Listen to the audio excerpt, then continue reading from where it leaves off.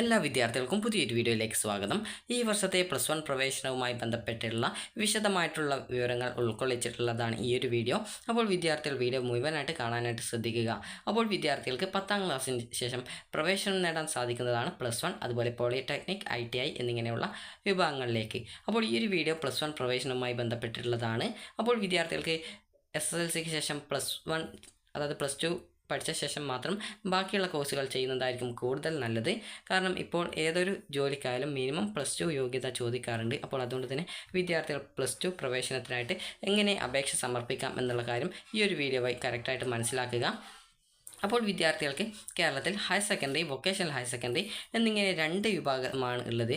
അപ്പോൾ higher secondary എന്ന് പറഞ്ഞാൽ നിങ്ങൾക്ക് സാധാരണ കോഴ്സ് കോമ്പിനേഷനുകൾ ഉൾപ്പെട്ടിട്ടുള്ള, അതായത് 6 കോഴ്സുകൾ ഉൾപ്പെട്ടിട്ടുള്ള കോഴ്സ് പഠിക്കാൻ സാധിക്കുന്നതാണ് ഹയർ സെക്കൻഡറി എന്ന് പറയുന്നത്. അതുപോലെ തന്നെ നിങ്ങൾക്ക് അതിൽ നിർബന്ധമായിട്ടും ഇംഗ്ലീഷും അതുപോലെ ഒരു സെക്കൻഡ് ലാംഗ്വേജും നിങ്ങൾ പഠിച്ചിട്ടുണ്ടായിരിക്കണം. അതുപോലെ തന്നെ വൊക്കേഷണൽ ഹയർ സെക്കൻഡറി എന്ന് പറഞ്ഞാൽ അതിൽ നിങ്ങൾക്ക് 6 സബ്ജക്റ്റ് തന്നെയാണ് ഉണ്ടാവുക. പക്ഷെങ്കിൽ അതിൽ നിങ്ങൾക്ക് ഈ ഒരു വൊക്കേഷണൽ കോഴ്സ്, അതായത് ഏതെങ്കിലും ഒരു സ്കിൽ കോഴ്സ് ഉണ്ടാകും. അതുപോലെ തന്നെ എൻ്റർപ്രണർഷിപ്പ്, അതായത് എൻ്റർപ്രണർ ഡെവലപ്മെൻറ്റ് എന്ന് പറഞ്ഞുകൊണ്ടുള്ള ഒരു കോഴ്സ് കൂടി എക്സ്ട്രാ ആയിട്ട് പഠിക്കേണ്ടി വരും. അതായത് സംരംഭകത്വ വികസനം എന്ന് പറഞ്ഞുകൊണ്ടുള്ള ഒരു കോഴ്സ് കൂടി പഠിക്കേണ്ടതായിട്ട് വരുന്നതാണ്. അപ്പോൾ ഇത് രണ്ടുമാണ് ഇവ തമ്മിലുള്ള വ്യത്യാസം. ഒന്നാണെങ്കിൽ നിങ്ങൾക്ക് ഒരു വൊക്കേഷണൽ കോഴ്സ്, അതായത് സ്കിൽ കോഴ്സ് പഠിക്കേണ്ടതായിട്ട് വരും വൊക്കേഷണൽ ഹയർ സെക്കൻഡറിയിലാണെങ്കിൽ. അതിനോടൊപ്പം ഒരു എൻ്റർപ്രണർ എങ്ങനെ ആവാം എന്നുള്ളത് സംബന്ധിച്ചുള്ള ആ ഒരു പാഠം കൂടി പഠിക്കേണ്ടതായിട്ട് വരും, ഒരു സബ്ജക്റ്റായിട്ട് പഠിക്കേണ്ടി വരും. അതേസമയം ഹയർ സെക്കൻഡറിയിലാണെങ്കിൽ ആ ഒരു സബ്ജക്റ്റ് ഉണ്ടാവില്ല. അതിന് പകരം നിങ്ങൾക്ക് ഏതെങ്കിലും ഒരു സെക്കൻഡ് ലാംഗ്വേജും അതുപോലെ തന്നെ ഇംഗ്ലീഷും നിർബന്ധമായിട്ട് പഠിച്ചിട്ടുണ്ടായിരിക്കണം. അപ്പോൾ വൊക്കേഷണൽ ഹയർ സെക്കൻഡറിയിൽ ഏകദേശം ടോട്ടൽ കോഴ്സായിട്ട് കോമ്പിനേഷൻ ഉള്ളത് 7 വിഷയങ്ങളാണ്. അപ്പോൾ ഈ ഒരു അപേക്ഷ എങ്ങനെ സമർപ്പിക്കാം എന്നുള്ള കാര്യം നമുക്ക് നോക്കാം. വിദ്യാർത്ഥികൾക്ക് ഹയർ സെക്കൻഡറിയിൽ അപേക്ഷിക്കണമെങ്കിൽ hskap.kerala.gov.in എന്ന ഈ ഒരു വെബ്സൈറ്റ് വഴിയാണ് അപേക്ഷിക്കേണ്ടത്. അപ്പോൾ ഈ ഒരു മെയ് 16-ാം തീയതി മുതലാണ് അപേക്ഷ ആരംഭിക്കുക. വിദ്യാർത്ഥികൾക്ക് പ്രോസ്പെക്ടസ് ലഭിക്കാനായിട്ട് വ്യൂ പ്രോസ്പെക്ടസ് എന്നുള്ള ബട്ടണിൽ ക്ലിക്ക് ചെയ്തുകൊണ്ട് ഇവിടെ തന്നെ പ്രോസ്പെക്ടസ് എന്ന് പറഞ്ഞുകൊണ്ട് നൽകിയിട്ടുണ്ട്. അതിൽ ക്ലിക്ക് ചെയ്തുകൊണ്ട് പ്രോസ്പെക്ടസ് നിങ്ങൾക്ക് ഡൗൺലോഡ് ചെയ്ത് എടുക്കാവുന്നതാണ്.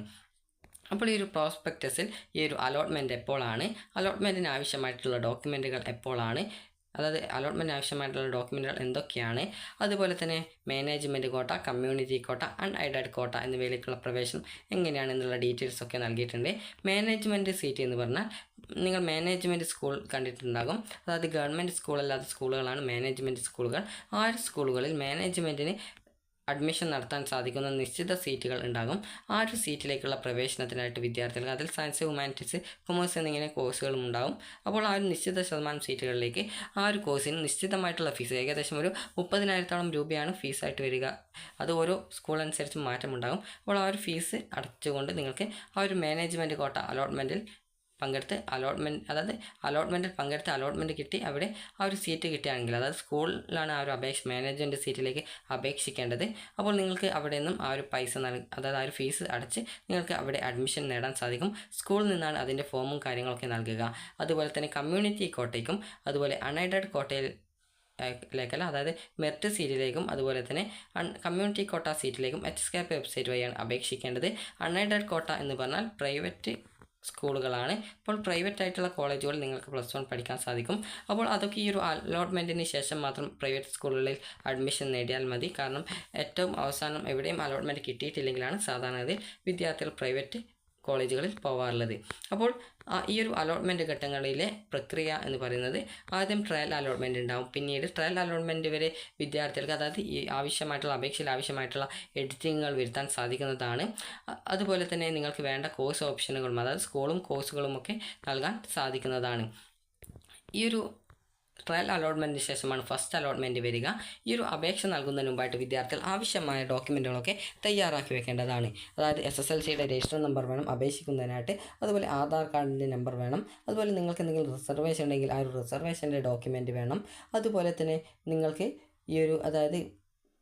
ഈ ഒരു അപേക്ഷ നൽകുന്നതിനായിട്ട് ഇത്രയും ഡോക്യുമെൻറ്റുകളാണ് വേണ്ടത്. അതായത് റിസർവേഷൻ, ആധാർ കാർഡ്, അതുപോലെ നിങ്ങളുടെ വാലിഡ് ആയിട്ടുള്ള മൊബൈൽ നമ്പറും അതുപോലെ വാലിഡ് ആയിട്ടുള്ള ഇമെയിൽ ഐ ഡിയും. അതുപോലെ തന്നെ നിങ്ങൾക്ക് ഒരു തവണ മാത്രമാണ് കാൻഡിഡേറ്റ് ലോഗിൻ ഒരു ഹയർ സെക്കൻഡറിയിൽ, അതായത് ഹയർ സെക്കൻഡറിയിൽ തയ്യാറാക്കുന്നതിനായിട്ട് സാധിക്കുക. 2 ജില്ലകളിലേക്ക് നിങ്ങൾക്ക് ഈ ഒരു +1 പ്രവേശനം വേണമെങ്കിൽ 2 ജില്ലകൾ സെലക്ട് ചെയ്ത ശേഷം, അതായത് ഓരോ ജില്ലയിലേക്കും ഓരോ കാൻഡിഡേറ്റ് ലോഗിൻ വീതം ക്രിയേറ്റ് ചെയ്യേണ്ടതായിട്ടുണ്ട്. അതുപോലെ ഒരു വിദ്യാർത്ഥിക്ക് ഒരു ജില്ലയിൽ ഒരു കാൻഡിഡേറ്റ് ലോഗിൻ മാത്രമാണ് ക്രിയേറ്റ് ചെയ്യാൻ സാധിക്കുക. അതുപോലെ രജിസ്ട്രേഷൻ സമയത്ത് അതുകൊണ്ട് തന്നെ അക്കാര്യങ്ങളൊക്കെ പ്രത്യേകം ശ്രദ്ധിക്കുക. അതുപോലെ തന്നെ നിങ്ങളുടെ ജാതി, അതുപോലെ മതം, അതുപോലെ കാറ്റഗറി ഏതാണെന്നുള്ളത് കറക്റ്റായിട്ട് മനസ്സിലാക്കുക. സാധാരണ OBC കാറ്റഗറി എന്നാണ് വിദ്യാർത്ഥികൾ SSLC സർട്ടിഫിക്കറ്റിൽ രേഖപ്പെടുത്തിയിട്ടുണ്ടാകുക. എന്നാൽ നിങ്ങൾ ഏത് കാറ്റഗറിയിലാണ് ഉൾപ്പെടുന്നത് എന്നുള്ളത് കറക്റ്റായിട്ട് മനസ്സിലാക്കേണ്ടതാണ്. അപ്പോൾ അതിനായിട്ടുള്ള ആ ഒരു ലിങ്കുകളൊക്കെ നേരത്തെ നൽകിയിട്ടുള്ള ഒരു വ്യൂ പ്രോസ്പെക്ടസ് എന്നുള്ള ലിങ്കിൽ ക്ലിക്ക് ചെയ്യുന്ന സമയത്ത് അപ്പൻഡിക്സ് 7 ആണെന്ന് തോന്നുന്നു, അതിൽ കറക്റ്റായിട്ട് നൽകിയിട്ടുണ്ട്. അതേക്കുറിച്ചുള്ള വിശദ വീഡിയോ ചാനലിൽ തന്നെ അപ്ലോഡ് ചെയ്യുന്നതായിരിക്കും. അതുപോലെ തന്നെ വിദ്യാർത്ഥികൾക്ക് നിരവധി, അതായത് ടൈ ബ്രേക്ക് സർട്ടിഫിക്കറ്റുകൾ ഇതിൽ നൽകിയിട്ടുണ്ട്. ഈ ഒരു പ്രോസ്പെക്ടസിൽ ഏകദേശം ഈ ഒരു പേജ്, അതായത് ഈ ഒരു പേജ് 18 കറക്റ്റായിട്ട് ആ ഒരു നിങ്ങൾക്കുള്ള ഒരു ടൈ ബ്രേക്ക് ഡീറ്റെയിൽസുകൾ നൽകിയിട്ടുള്ളത്. അതുപോലെ തന്നെ വിദ്യാർത്ഥികൾക്ക് ഈ ഒരു അപേക്ഷാ ഫീസ് പ്രത്യേകിച്ചൊന്നും തന്നെ ഇല്ല. നിങ്ങൾ കമ്പ്യൂട്ടർ സെൻറ്ററിലോ അക്ഷയ വഴിയോ അപേക്ഷിക്കുന്ന സമയത്ത് ഏകദേശം ഒരു 100 രൂപയോ 150 രൂപയോ അല്ലെങ്കിൽ 50 രൂപയൊക്കെ അവിടുന്ന് ഫീസൊക്കെ ആയിട്ട് നൽകേണ്ടതായിട്ട് വരുന്നതാണ്. അപ്പോൾ ഈ ഒരു ഓൺലൈൻ അപേക്ഷാ സമർപ്പണം നിങ്ങൾക്ക് മെയ് 16 തീയതി മുതലും, അതുപോലെ അപേക്ഷ അവസാനിക്കുന്നത് 25 തീയതിയുമാണ് അപേക്ഷ അവസാനിക്കുക. ട്രയൽ അലോട്ട്മെൻറ്റ് തീയതി 29 തീയതിയും ഫസ്റ്റ് അലോട്ട്മെൻറ്റ് 5 തീയതിയുമാണ് ഉണ്ടാവുക. അതുപോലെ മുഖ്യ അലോട്ട്മെൻറ്റുകൾ അവസാനിക്കുന്ന തീയതി 19 തീയതിയാണ്, അതായത് ജൂൺ 19 തീയതിയാണ്.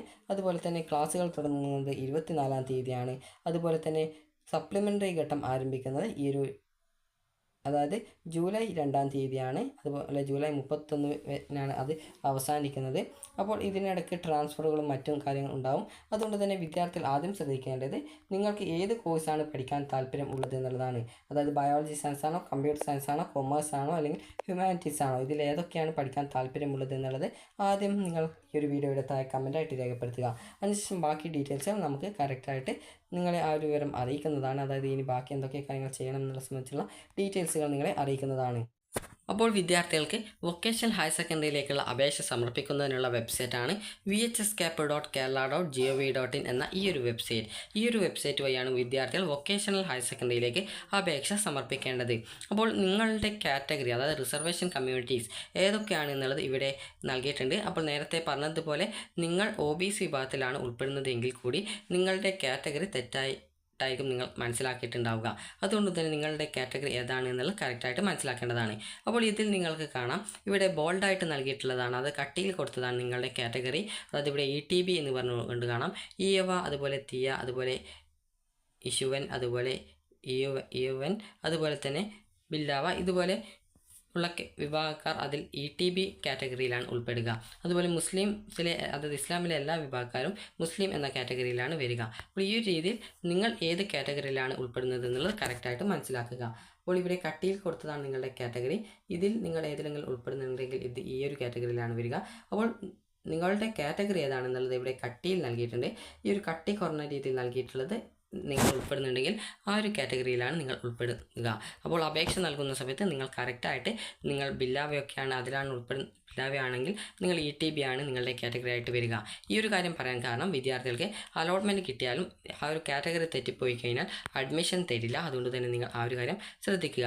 ഇനി നിങ്ങൾക്ക് സ്കൂൾ കോഴ്സ് ലിസ്റ്റ് അറിയുന്നതിനായിട്ട് ഇവിടെ അനക്സ്റ്റർ 1 എന്ന് പറഞ്ഞുകൊണ്ട് നൽകിയിട്ടുണ്ട്. അതിൽ ക്ലിക്ക് ചെയ്തുകൊണ്ട് നിങ്ങൾക്ക് ആ ഒരു കാര്യം ഡൗൺലോഡ് ചെയ്തെടുക്കാവുന്നതാണ്. അതിൽ നിന്നും നിങ്ങൾക്ക് ഏതൊക്കെ കോഴ്സുകൾ ഇതിൽ ഉണ്ട് എന്നുള്ള കാര്യം നിങ്ങൾക്ക് കറക്റ്റായിട്ട് മനസ്സിലാക്കാം. അതായത് ഇവിടെ നിങ്ങൾക്ക് കറക്റ്റായിട്ട് ആ ഒരു ഡീറ്റെയിൽസ് നൽകിയിട്ടുള്ളത് കാണാൻ സാധിക്കും. ഇതിപ്പോൾ തല തിരിഞ്ഞിട്ടാണ് വന്നിട്ടുള്ളത്. അപ്പോൾ ഇവിടെ ഓരോ സ്കൂളിൻ്റെയും അഡ്രസ്സും, അതുപോലെ തന്നെ ആ ഒരു സ്കൂളിൽ ഏതൊക്കെ കോഴ്സാണ് ഉള്ളത് എന്നുള്ളതും ആ ഒരു കോഴ്സിൻ്റെ കോഡ് എന്താണെന്നുള്ളതും കറക്റ്റായിട്ട് നൽകിയിട്ടുണ്ട്. അപ്പോൾ ഇതിൽ കോഴ്സ് കോഡ് മാത്രമാണ് നൽകിയിട്ടുള്ളത്. അപ്പോൾ അതുകൊണ്ട് തന്നെ നിങ്ങൾക്ക് ജസ്റ്റ് ആ ഒരു കോഴ്സ് കോഡ് ഏതാണെന്നുള്ളത് കറക്റ്റായിട്ട് മനസ്സിലാക്കാവുന്നതാണ്. അപ്പോൾ ആ ഒരു കോഴ്സ് കോഡ് മനസ്സിലാക്കിയ ശേഷം നിങ്ങൾക്കിവിടെ കോഴ്സ് ലിസ്റ്റ് എന്ന് പറഞ്ഞുകൊണ്ട് നൽകിയിട്ടുണ്ട്. ആ ഒരു കോഴ്സ് ലിസ്റ്റിൽ ക്ലിക്ക് ചെയ്തുകൊണ്ട് ആ ഒരു കോഴ്സുകൾ ഏതാണ്, ആ ഒരു കോഴ്സിൻ്റെ കോഡ് ഏതാണെന്നുള്ളത് കറക്റ്റായിട്ട് മനസ്സിലാക്കിയിട്ട് ആ ഒരു കോഴ്സ് ഏതാണെന്നുള്ളത് മനസ്സിലാക്കാം. അതുപോലെ തന്നെ വിദ്യാർത്ഥികൾക്ക് ഈ ഒരു പേജിൽ തന്നെ നിങ്ങൾക്ക് കാണാം, ഇവിടെ നിങ്ങളുടെ ഡിസ്ട്രിക്ട് ലോക്കൽ ബോഡി, അതുപോലെ തന്നെ ഇതിൻ്റെ പ്രോസ്പെക്ടസ്, ഇങ്ങനെയുള്ള ഡീറ്റെയിൽസ് ഒക്കെ നൽകിയിട്ടുണ്ട്. ഇതൊക്കെ ജസ്റ്റ് നിങ്ങൾ ഈ ഒരു വെബ്സൈറ്റിൽ കയറി ജസ്റ്റ് ഒന്ന് വായിച്ച് നോക്കുക. അപ്പോൾ അതുപോലെ തന്നെ നിങ്ങൾക്ക് ഏത് കോഴ്സിലേക്കാണ് പ്രവേശനം നേടാൻ ആഗ്രഹിക്കുന്നത് എന്നുള്ളത് കൂടി നിങ്ങൾ താഴെ കമൻറ്റായിട്ട് രേഖപ്പെടുത്തുക. അതായത് നിങ്ങൾക്ക് ഈ ഒരു സയൻസ് ആണോ, അല്ലെങ്കിൽ കമ്പ്യൂട്ടർ സയൻസ് ആണോ, അല്ലെങ്കിൽ നിങ്ങൾക്ക് ബയോളജി സയൻസ് ആണോ, അല്ലെങ്കിൽ കൊമേഴ്സ് ആണോ, അല്ലെങ്കിൽ ഹ്യൂമാനിറ്റീസ് ആണോ, ഏതാണ് പഠിക്കാൻ താല്പര്യം അത് നിങ്ങൾ ആദ്യമേ ചിന്തിച്ച് മനസ്സിലാക്കുക. അപ്പോൾ വിദ്യാർത്ഥികൾ ആ ഒരു കാര്യം കറക്റ്റായിട്ട് മനസ്സിലാക്കിയിട്ട് നിങ്ങൾക്ക് ഏത് കോഴ്സാണ് പഠിക്കാൻ താല്പര്യമെന്നുള്ളത് താഴെ കമൻറ്റായിട്ട് രേഖപ്പെടുത്തുക.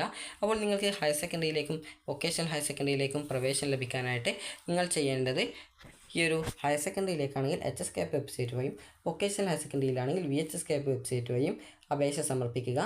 അതിനു മുമ്പായിട്ട് നിങ്ങൾ ഏത് കോഴ്സാണ് പഠിക്കാൻ താല്പര്യമുള്ളത് എന്നുള്ള കാര്യം താഴെ കമൻറ്റായിട്ട് രേഖപ്പെടുത്തുക. വിശദമായിട്ടുള്ള ഡീറ്റെയിൽസുകൾ പിന്നീട് ചാനലിൽ അപ്ലോഡ് ചെയ്യുന്നതായിരിക്കും. അപ്പോൾ ഈ ഒരു വീഡിയോ ഉപകാരപ്രദമായിട്ടുണ്ടെങ്കിൽ ലൈക്ക് ചെയ്യുക, ഷെയർ ചെയ്യുക. Thank you for watching.